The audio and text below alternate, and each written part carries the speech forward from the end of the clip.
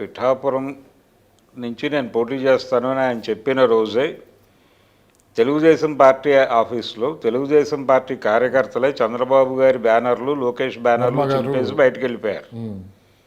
ఎందుకు వెళ్ళిపోయారు వాళ్ళు అంటే దాదాపు 8 ఏళ్ల నుంచి నేను అక్కడ గ్రౌండ్ ప్రిపేర్ చేస్తున్నానని చెప్తున్నాడు ఆయన. సో అది దానికి చంద్రబాబు నాయుడు సర్దుబాటు చేశారు. ఈరోజు వర్మ గారికి పిలిపించి మాట్లాడారు. వర్మ గారు కూడా ఖచ్చితంగా పవన్ కళ్యాణ్ కోసం 10 రెట్లు ఎక్కువ పనిచేస్తాను, పవన్ కళ్యాణ్ గెలుపు కోసం నేను ఆల్రెడీ గ్రౌండ్ ప్రిపేర్ చేశానని చెప్తున్నాడు ఆయన. అవును, 8 సంవత్సరాల కృషి ఉంది ఇక్కడ అని చెప్తున్నాడు ఆయన.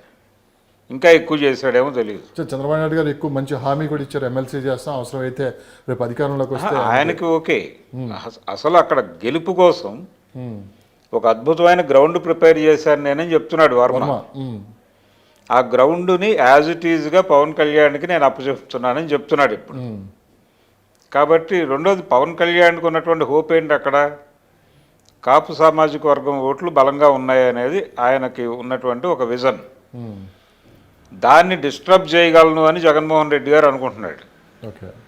ఏది ముద్రగడ పద్మనాభం ద్వారా పార్టీలో తీసుకోవడం ద్వారా, అలాగే తెర వెనక నుంచి ఏ పార్టీలో చేరకుండా న్యూట్రల్గా ఉంటూ చేగొండి హరిరామ జోగయ్య లాంటి వాళ్ళు కూడా కొంత డిస్టర్బ్ చేయగలరు. కానీ చేగొండి హరిరామ జోగి కావచ్చు, ముద్రగడ పద్మనాభం సంబంధించి కావచ్చు, 2014 నుంచి వాళ్ళు చెప్పిందే విన్నారు. కానీ ఈసారి కాపు నాయకులంతా పవన్ కళ్యాణ్ వెంటే ఉన్నారు అని చెప్పి అని అనుకోలేమండి.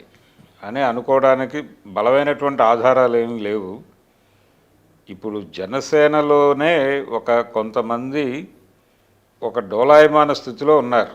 టికెట్లు రానివాళ్లే కాదు, టికెట్లు రావటం రాకపోవడం అనేది పక్కన పెట్టేస్తే, చంద్రబాబు నాయుడు 24 అన్నాడు వీళ్ళకి, బీజేపీతో పొత్తు అన్నాడు. బీజేపీకి కేటాయించే దానిలో కొంత కటింగ్ ఉంటుంది జనసేనకి.